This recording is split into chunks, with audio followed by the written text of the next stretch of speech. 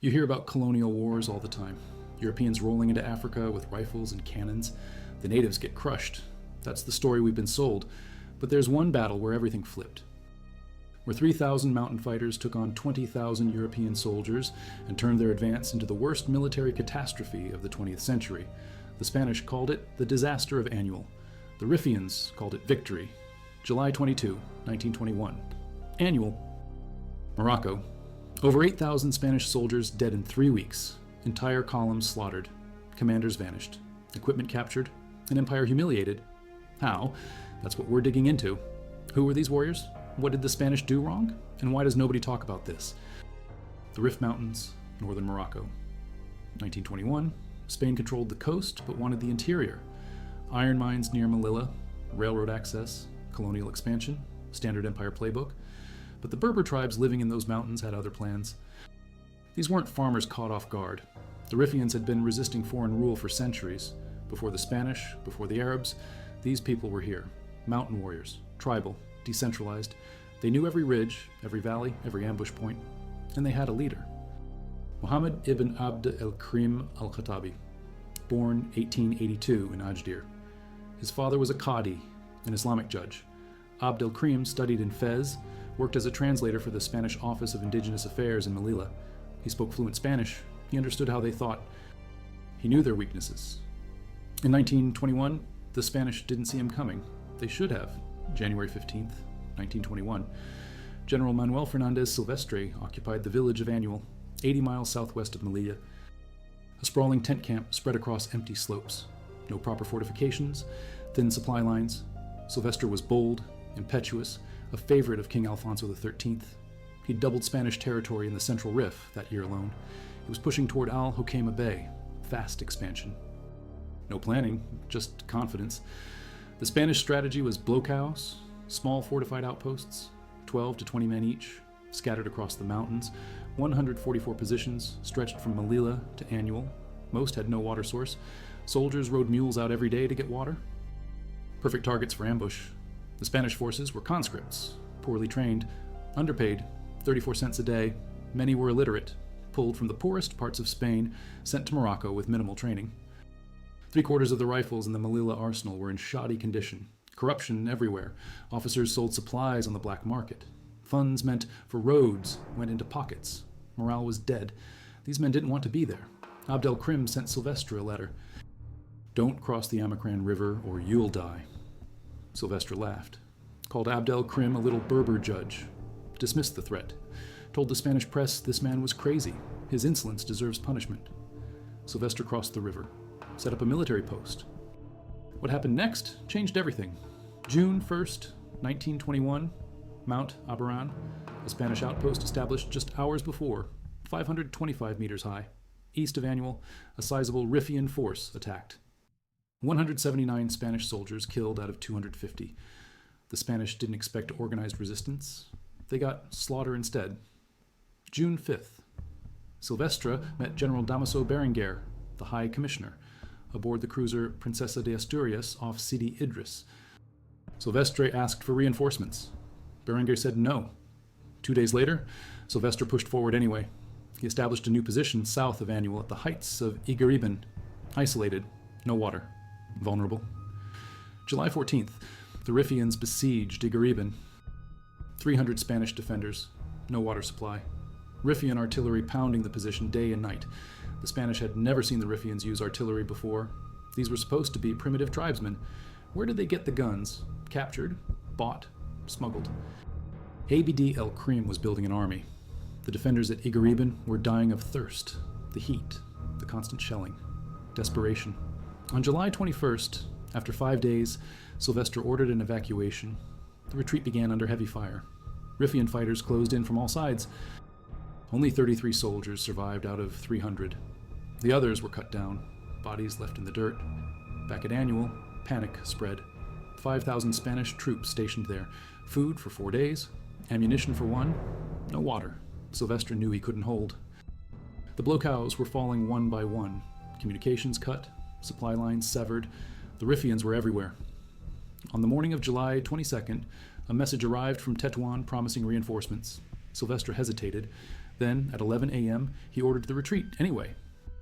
As the Spanish began to leave the camp, the shooting started. The Battle of Annual wasn't a battle, it was a massacre. Spanish troops fled in complete disorder. Officers lost control, panic, chaos, men running, Rifian fighters pursuing, every escape route blocked. The Spanish tried to reach Monte Arruit, 35 kilometers south of Melilla, 80 kilometers of hell. The Rifians hunted them down. Ambushes at every turn, the wounded left behind, the slow killed where they stood. Silvestre disappeared. Some said he committed suicide. Others said he died defending a position. A Spanish sergeant later identified his remains by scars. A Moorish courier claimed he saw the general's body lying face down on the battlefield 8 days later. No confirmation, just rumors. The commanding general vanished in the rout. If you value documented colonial history and military disasters like this, subscribe. It's the best way to support our work. Also comment from which city you're hearing this from. This script is researched and factual, using sources from the Expediente Picasso, the official Spanish military investigation completed by General Juan Picasso Gonzalez in 1922 and archived at Spain's National Historical Archive under reference FC Tribunal Supremo Reservado XP 50 West. Along with detailed casualty figures from the Battle of Annual Wikipedia entry, last updated October 1st, 2025, and multiple academic sources including Sebastian Balfour's work on the Rif War, published by the London School of Economics. These aren't legends. These are documented facts from military archives and investigative commissions. Now back to the information. The Spanish kept running. By July 29th, General Felipe Navarro retreated to Monte Arruit with around 2,200 ready soldiers and 252 wounded. They joined a garrison of 964 already there. Total defenders, around 3,400. The Rifians surrounded them, cut off water, cut off supplies. 12 days of siege. August 9th, 1921, Navarro negotiated surrender. The terms deliver weapons in exchange for free passage. Now, the Spanish agreed. They had no choice. Starvation, thirst, no reinforcements coming. They handed over their arms. Then the Rifians broke the agreement. Whether it was treachery by the leaders who negotiated or revolt by low-rank fighters angry at the terms, the result was the same. Massacre. Over 2,000 Spanish soldiers killed after surrendering, shot, stabbed, executed where they stood. About 400 to 600 were spared. Mostly officers, including General Navarro, held for ransom. The Monte Arruit massacre became a symbol. Spanish outrage, calls for revenge. The disaster kept getting worse. By late August 1921, Spain lost all the territory it had gained since 1909. Over 130 Spanish military posts overrun. 13,192 killed, according to the official Expediente Picasso figures. 10,973 Spanish soldiers, 2,390 indigenous troops loyal to Spain. Some historians put Spanish casualties even higher. Werner Brockdorff, a German historian, claimed only 1,200 of 20,000 Spanish troops escaped alive. The final count remains disputed, but the scale is clear. Catastrophic loss, the equipment captured was staggering. 11,000 rifles, 3,000 carbines, 1,000 muskets, 60 machine guns, 100 cannons, 2,000 horses, 1,500 mules, a large quantity of ammunition. Other sources say 20,000 Mauser rifles, 400 Hotchkiss machine guns, 120 to 150 Schneider artillery pieces. Abd el-Krim later remarked, "In just one night, Spain supplied us with all the equipment we needed to carry on a big war. The Rifians went from poorly armed tribesmen to a modern fighting force overnight." Rifian casualties? 800 reported, probably higher, but nothing close to Spanish losses. The asymmetry was brutal. The Spanish had numbers.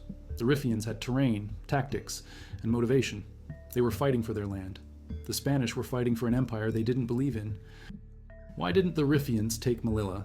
The city was 40 kilometers from Monte Arruit, 14,000 Spanish troops there, reinforcements arriving from Spain, the Legion, other units. By the end of August, Spanish forces at Melilla numbered 36,000 under General José Sanjurjo. Abd el-Krim ordered his forces not to attack. He later told writer J. Roger Mathieu that citizens of other European nations lived in Melilla. He feared international intervention if they came to harm. Another reason, the Rifian fighters dispersed. They came from several loosely allied tribes. After victory at Annual, they wanted to go home with their plunder.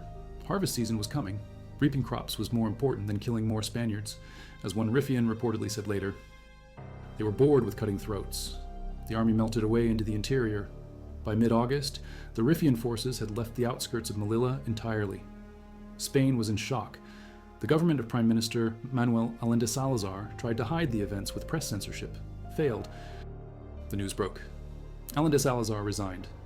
August 11th, King Alfonso XIII asked Antonio Mora to form a government of national unity. All monarchist parties joined: Catalanists, reformists, even Republicans. Socialist deputy Indalecio Prieto stood in the courts on October 27th and delivered a crushing speech. "We are at the most acute period of the decline of Spain. The campaign in Africa is a total, absolute failure of the Spanish army, without extenuation." He ended with a line that caused uproar. "Those fields of dominion are today fields of death." 8,000 corpses seemed to gather around the steps of the throne in demand of justice. Prieto was prosecuted for those words. The political fallout had just begun. The Minister of War ordered an investigation. General Juan Picasso Gonzalez was appointed, a veteran holder of the Laureate Cross from the Melilla conflict of 1893. He arrived in Melilla with Auditor Juan Martinez de la Vega y Zegri on August 4th, 1921. 9 months of work, interviews with survivors, documentation collection. The result was the Expediente Picasso, 400 pages summarizing 2,418 folios across 10 pieces. A devastating report. What did Picasso find? Negligible military leadership, poor troop morale and training, problematic frontline logistics, shoddy equipment, widespread corruption. Silvestre pushed too deep into the Rif without building a logistical support network.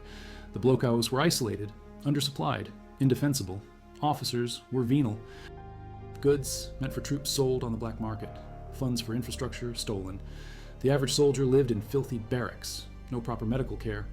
Up in the mountains, the blocados lacked toilets. Soldiers who left to relieve themselves risked getting shot by lurking tribesmen. The report named names. General Berenguer, the High Commissioner, acted negligently. General Navarro, second in command of the Melilla headquarters, was negligent. General Silvestre acted recklessly. Berenguer initially refused to hand over the order of operations. Fearing he'd be implicated, documents went missing. Silvestre's desk was broken into after his death. His secretary's desk, too. What documents were they hiding? The investigation couldn't determine. Too much destroyed, too many lies. The Expediente Picasso went to the Cortes in July 1922. A commission of responsibilities formed. 3 separate verdicts issued. Intense debate. The file became the most important political problem in the country. It threatened the monarchy. King Alfonso had encouraged Silvestre's reckless advance. Multiple sources confirm this. When informed of the disaster, the king was vacationing in southern France. He reportedly said, "Chicken meat is cheap," or maybe, "Chicken meat is expensive." Sources disagree. Either way, the indifference was clear. Popular backlash against the monarchy grew. The crisis undermined the restoration system, political instability, social conflict, economic mismanagement. Before the report could be fully debated in the Cortes Unidas, General Miguel Primo de Rivera launched a coup d'état on September 13, 1923. A dictatorship. The Expediente Picasso disappeared from the Congress. Primo de Rivera demanded it, couldn't find it. A liberal deputy, Bernardo Sagasta, had collected it. Denied knowing where it was. Picasso had no copy.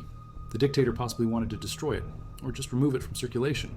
The document surfaced decades later, recovered in its entirety in 1990, transferred to the National Historical Archive. Digitized, available now. The truth preserved despite attempts to bury it. The military response was brutal. By January 1922, Spain retook Monte Arruit, found 2,600 corpses of the garrison. The slow process of recovering lost territory began, but it was a stalemate. The Rifians controlled the inland mountains. Spain held the coastal plain. The war dragged on. Spain turned to chemical weapons. August 12, 1921, High Commissioner Berenguer sent a telegram to the Spanish Minister of War. "I have been obstinately resistant to the use of suffocating gases against these indigenous peoples, but after what they have done, and of their treacherous and deceptive conduct, I have to use them with true joy." 8 days later, Spain asked Germany to deliver mustard gas via Hugo Stolzenberg. Germany was banned from manufacturing such weapons under the Treaty of Versailles. Didn't matter. Stolzenberg agreed. Negotiations in Madrid. A commercial agreement signed June 10, 1922. Construction of a chemical gas plant. The Fábrica Nacional de Químicos at La Marañosa. First delivery in 1923. Between 1921 and 1927, the Spanish army indiscriminately used phosgene, diphosgene, chloropicrin, and mustard gas. Targets: civilian populations, markets, rivers. This was the first widespread employment of chemical warfare in the post-World War I era. General Hidalgo de Cisneros claimed in his autobiography, Cambio de Rumbo, that he was the first to drop a 100-kilogram mustard gas bomb from a Farman F-60 Goliath aircraft in summer 1924. About 127 fighters and bombers flew in the campaign. Around 1,680 bombs dropped each day. King Alfonso justified it. Vain humanitarian considerations need to be set aside. Blockades for starvation and intensive gas attacks help with the extermination of malicious beasts. His words? Documented in archives studied by British historian Sebastian Balfour at the London School of Economics. German journalists Rudibert Kuntz and Rolf Dieter Miller proved chemical attacks occurred in their 1990 book Giftgas gegen Abd el-Krim. Deutschland, Spanien und der Gaskrieg in Spanish Morocco, 1922-1927. Scientific tests, archive, evidence, Spanish, French, and British documents. The strategy, target highly populated zones.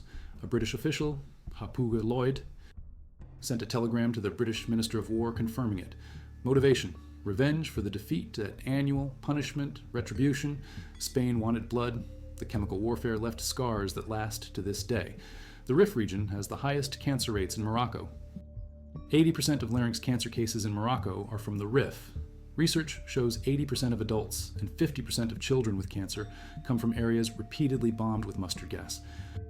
Local NGOs and the Association of Toxic Gas Victims link the cancer rates to the chemical weapons, land contaminated, rivers poisoned, crops destroyed, livestock killed, survivors reported chronic coughing, hair loss, blindness in animals, sterile soil.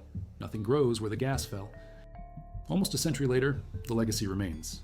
Spain signed the Geneva Protocol in 1925, prohibiting chemical and biological weapons, but the protocol only covered international conflicts. The Rif War was classified as a colonial police operation, a loophole. Spain never apologized. In 2007, Trier, the Catalan party Esquerra Republicana de Catalunya passed a bill to the Spanish Congress requesting Spain acknowledge the systematic use of chemical weapons against the Rif population. The bill was rejected, 33 votes. Governing Socialist Labour Party and opposition. The Popular Party both voted no. In 2018, the Amazigh World Assembly requested official apologies and compensation. Spain's Foreign Minister Alfonso Dastis said the request was received. Fell short of agreeing to apologize. The issue remains unresolved.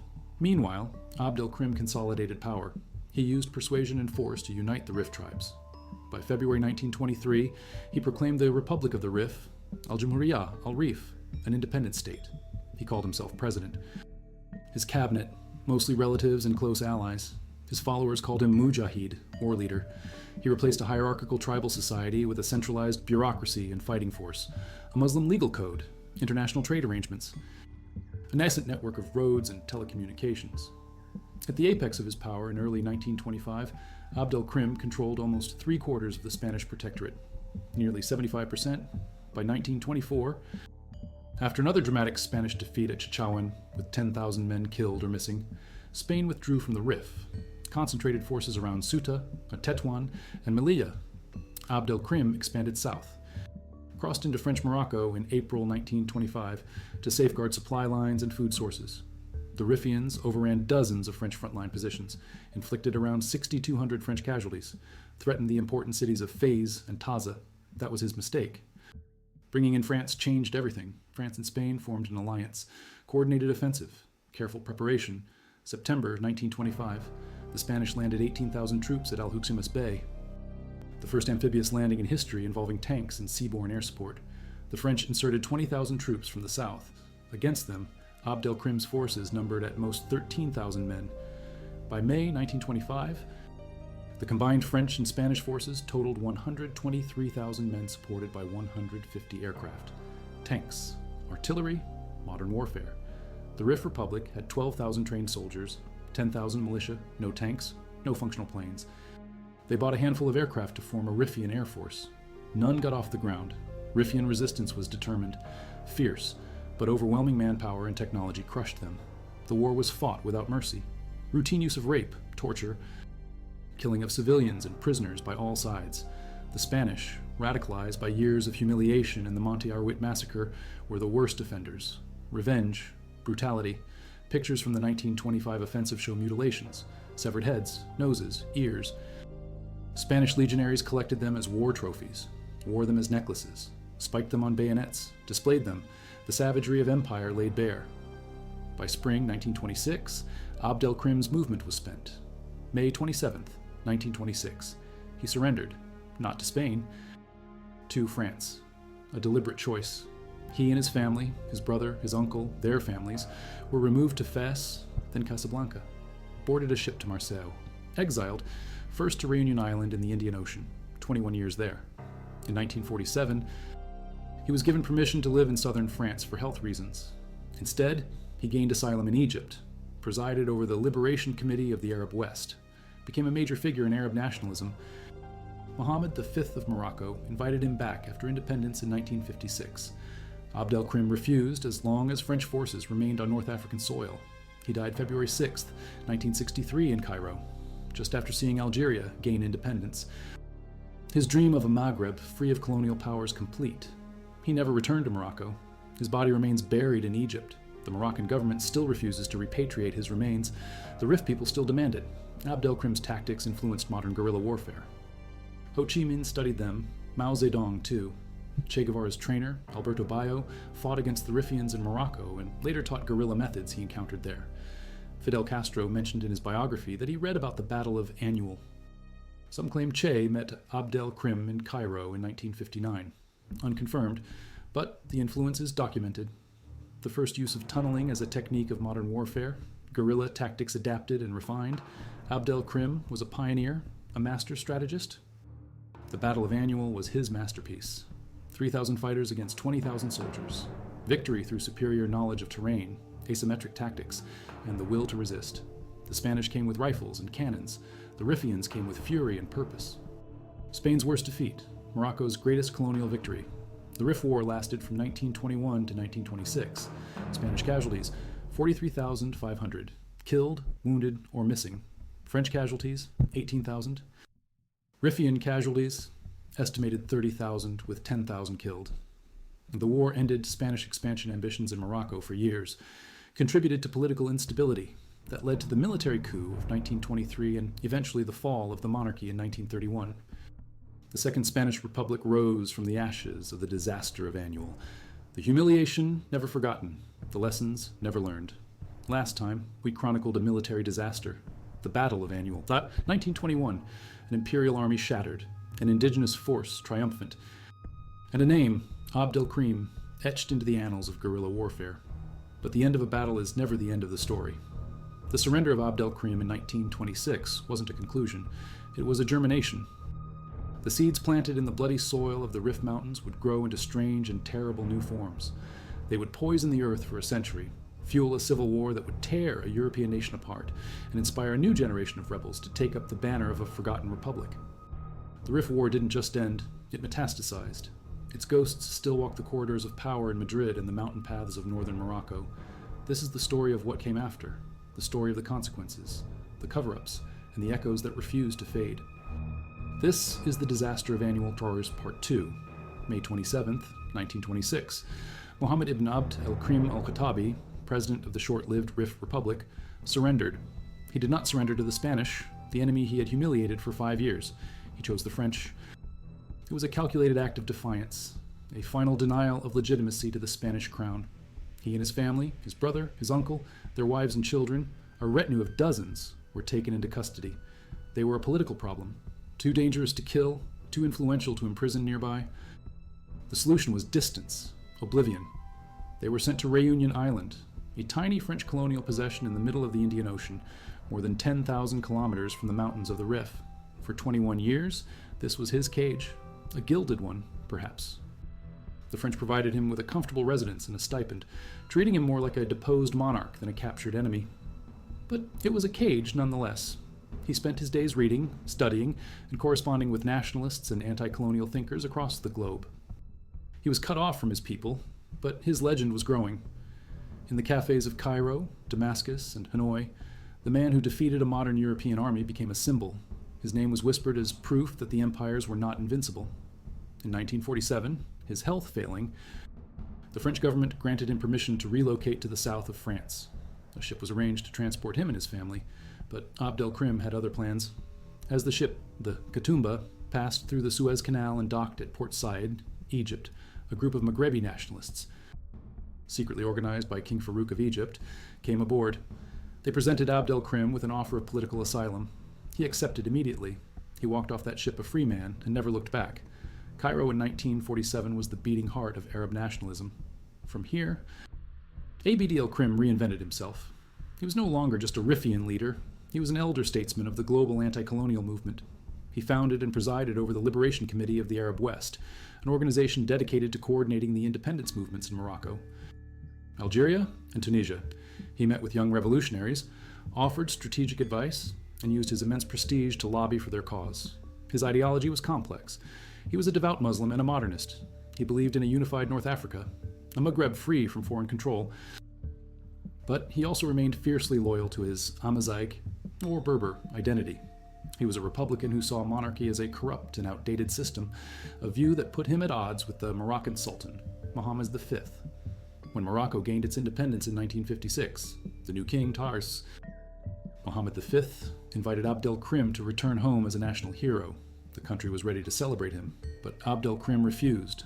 In a public statement, he declared he would not set foot on North African soil as long as a single French soldier remained in Algeria or anywhere else in the Maghreb. For him, the fight wasn't just for one nation, but for the liberation of the entire region. It was a principled stand that cemented his legacy, but ensured he would die in exile. He lived to see his dream fulfilled. In 1962, Algeria finally won its brutal war of independence against France. The last European flags were lowered. A few months later, on February 6th, 1963, Abd el-Krim died in Cairo. He was 81 years old. He was buried there in the Cemetery of the Martyrs. To this day, his body remains in Egypt. The Moroccan government has made lukewarm offers to repatriate his remains, but his family and supporters in the Rif refuse. They argue that the monarchy in Rabat, the very system he opposed, fears his memory. They believe bringing his body home would ignite the rebellious, Republican spirit of the Rif that he embodied. And so, the father of their nation remains buried in foreign soil, a silent, powerful protest even in death. While Abd el-Krim was becoming a symbol of liberation, the men who fought him in Morocco were forging a very different legacy. The Rif War was a crucible. It took Spanish officers and hardened them, brutalized them, and taught them a specific way of waging war, a way without rules, without mercy, without restraint. These men were known as the Africanistas, and the lessons they learned in the mountains of Morocco, they would one day bring home to Spain. The most infamous of the Africanistas was a young commander named Francisco Franco. Morocco made Franco. He arrived as a junior officer and left a general. He was wounded, decorated, and promoted with astonishing speed. He commanded the Spanish Foreign Legion, an elite unit modeled on the French Foreign Legion, filled with Spanish and foreign adventurers, criminals, and desperados. Alongside the Legion were the Regulars, indigenous Moroccan troops who served as Spain's shock forces. These were the units that did the dirtiest work. They were known for their ferocity and their practice of taking heads as trophies. Franco learned that terror was a tool. He learned that ruthlessness brought results. He learned to see his enemies not as opponents, but as a plague to be exterminated. Other future leaders of the 1936 military coup also cut their teeth in the Rif. Emilio Mola, the meticulous planner of the rebellion. José Sanjurjo, the general who retook the lost territory after Annual Juan Yagüi, the so-called Butcher of Badajoz. The Rif was their training ground. They developed a shared ideology, a contempt for civilian politicians in Madrid, whom they blamed for the disaster of Annual and for handcuffing the army. A belief in raw, authoritarian power. A conviction that Spain was weak, decadent, and in need of a surgeon of iron to cure it. When the Second Spanish Republic was declared in 1931, these men were horrified. They saw democracy, regional autonomy, and secular reforms as a path to national ruin. The same kind of weakness that led to the humiliation at Annual. The Moroccan wound Preur had never healed. For 15 years, it festered within the officer corps. In July of 1936, they acted. The military coup that started the Spanish Civil War began, not in Madrid or Barcelona, but in Spanish Morocco. It was the Army of Africa that rose up first, and Franco's first move was to airlift his battle-hardened troops, the Legion and the Regulars, across the Strait of Gibraltar into mainland Spain. For the first time, a European nation used colonial troops to wage war on its own population. The tactics they brought were straight from the Rif, the paseo, or walk, where suspected Republicans were taken from their homes at night and shot without trial, was a direct import of the summary executions common in Morocco. The use of terror against civilians, the mutilation of bodies, the scorched earth advances, all of this had been rehearsed for years against the Rifian tribes. The Spanish people were now the new natives to be pacified. The Republican government was the new el-Krim, an illegitimate authority to be crushed without mercy. The Spanish Civil War was, in many ways, the final, horrifying chapter of the Rif War, brought home to its own people. The curse of the Africanistas had come full circle. The brutality of the Spanish army was not limited to bullets and bayonets. It took a more insidious, more enduring form, a form that would linger in the soil, in the water, and in the bodies of the Rifian people for generations. Chemical weapons, as we mentioned. The decision was made in August 1921, just weeks after the disaster of Annual. It was a decision born of rage and humiliation, vengeance. Spain, with the help of German intermediaries skirting the Treaty of Versailles, established its own chemical weapons factory. And from 1923 to 1927, they systematically deployed them across the Rif: phosgene, diphosgene, chlorpicrin, and most devastatingly, mustard gas. This was not targeted warfare, it was terror bombing. Spanish and French pilots were ordered to drop their payloads not on enemy combatants, but on villages, on markets, on rivers, and on farmers working their fields.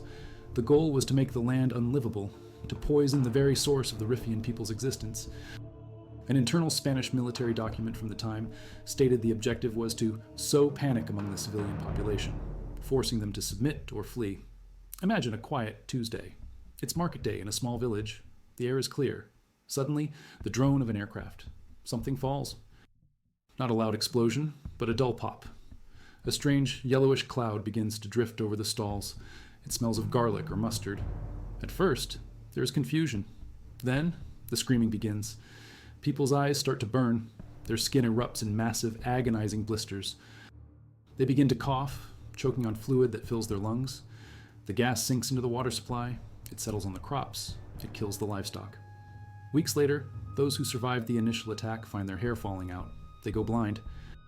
They develop cancers that eat them from the inside. This was the reality for thousands of Rifian civilians.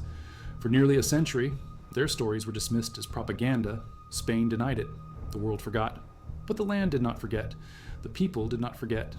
Today, the Rif region has one of the highest cancer rates in Morocco. Medical researchers and local associations have drawn a direct line from the areas most heavily bombed with mustard gas to clusters of laryngeal, pulmonary, and stomach cancers. The very DNA of the people may be scarred. Mustard gas is a powerful mutagen, and studies suggest its devastating effects can be passed down from one generation to the next. For decades, activists in the Rif and in Spain have fought for recognition. In 2007, a bill was brought before the Spanish Congress to formally acknowledge the use of chemical weapons and apologize. It was voted down. The two main political parties, left and right, joined together to keep the past buried. To admit to gassing civilians in the 1920s would be to admit to a war crime. It would open the door to demands for reparations, for medical aid, for environmental cleanup. It is a truth too expensive, too shameful to acknowledge, and so the official silence continues. But in the hospitals of Al-Hokeima and Nador, the poisoned inheritance of the Rif War continues to claim new victims, a century-old atrocity that is still unfolding in slow motion. History does not repeat itself, but it rhymes. In October of 2016, in the city of Al-Hokeima, the heart of the Rif, a fishmonger named Mucini Fikri was crushed to death in a garbage truck while trying to retrieve fish that had been confiscated by the police. His horrific death, captured on video, was the spark. But the kindling had been drying for 90 years. The protest that erupted became known as the Hirak Rif, or the Rif movement. For months, tens of thousands of people took to the streets. They waved the flag of the Amazigh people and the flag of el-Krim's long-dead Rif Republic. They chanted slogans demanding dignity, jobs, hospitals, and an end to corruption and marginalization. The leader of the movement, a charismatic activist named Nasser Zefzafi, spoke with a fire and defiance that reminded many of el-Krim himself. The Hirak was not just about a dead fishmonger. It was about a century of grievances. The people of the Rif feel they have been punished ever since 1926, punished for daring to create their own state, punished for humiliating the Spanish, punished by the Moroccan monarchy, which has always viewed the region with suspicion as a hotbed of rebellion. After independence, the region was deliberately neglected. Roads, universities, and factories were built elsewhere. The Rif remained poor, isolated, and over-policed. The ghost of Abd el-Krim loomed large over the protests. His name was on their lips, his portrait held aloft. The protesters were demanding the same things he fought for: self-determination, dignity, and justice. They were asserting a unique Rifian identity, separate from the rest of Morocco. They saw themselves as heirs to his republic, a brief, shining moment of independence and pride. The response from the Moroccan state was predictable. After a period of tolerance, the hammer came down: mass arrests, show trials. Nasser Zefzafi and dozens of other leaders were sentenced to 20 years in prison on charges of threatening state security. The movement was crushed, its leaders silenced. But the silence is deceptive. The Heroic Rif movement demonstrated that the spirit of 1921 is not dead. The memory of the Republic, the legacy of the war, the feeling of a distinct and proud identity, it all endures. The Rif War created a nation, even if that nation only existed for 5 years, and the echoes of that creation, of its triumphs, its tragedies, and its ultimate suppression, continue to define the politics of northern Morocco today.